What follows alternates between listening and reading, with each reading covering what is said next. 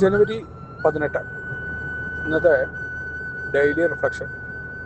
ഒരു കവിൾ മദ്യം സഹായിക്കുമോ എന്ന തലക്കെട്ടോടു കൂടിയാണ്.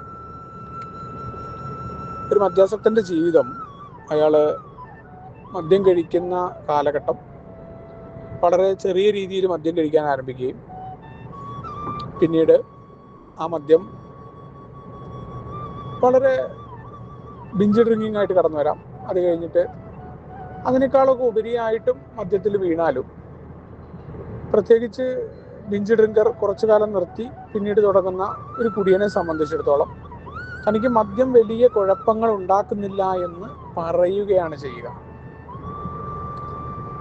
കാരണം അദ്ദേഹത്തിന് എപ്പോഴും താൻ ഒരു കുടിയനാണ് എന്ന് അംഗീകരിക്കുക എന്നത് ഒരിക്കലും സാധ്യമാകുന്ന കാര്യമല്ല.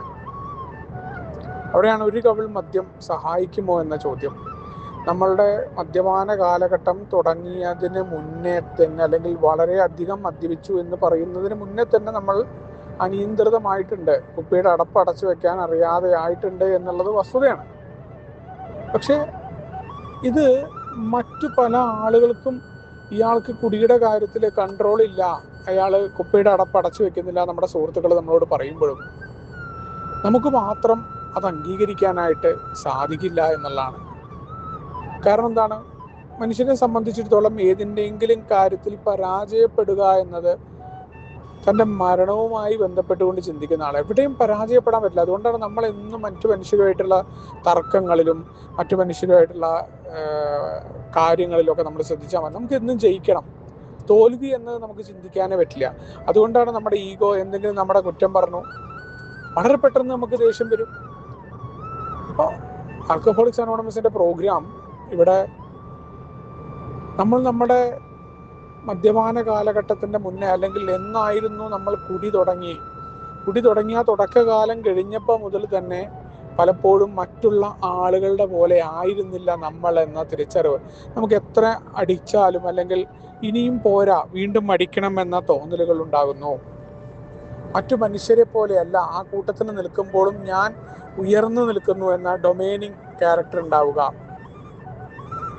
പല തരത്തിലുള്ള കോംപ്ലക്സുകൾ നമ്മുടെ കൂട്ടത്തിലുണ്ടാവും. പക്ഷെ നമുക്ക് തിരിച്ചറിയാൻ പറ്റില്ല. കാരണം എന്തുകൊണ്ടാണ്? നമ്മൾ മറ്റുള്ളവരുടെ കുഴപ്പങ്ങളും കുറവുകളും അറിയുന്നതിൽ വളരെയധികം എക്സ്പേർട്ടായിരിക്കും.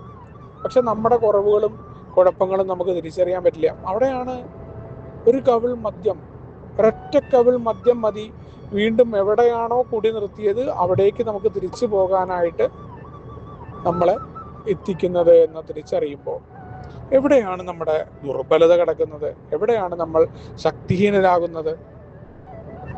മദ്യപിക്കാതെ ഇരിക്കുന്ന സമയങ്ങളിൽ നമ്മുടെ ജീവിതത്തെ നമുക്ക് നിയന്ത്രിക്കാനായിട്ട് സാധിക്കുന്നില്ല. മറ്റു മനുഷ്യരുമായിട്ടുള്ള നമ്മുടെ പ്രവർത്തനങ്ങൾ, അവരുമായിട്ടുള്ള ഇടപെടലുകൾ, അവിടങ്ങളിലെല്ലാം നമുക്ക് കുഴപ്പമുണ്ടായിട്ടുണ്ട്.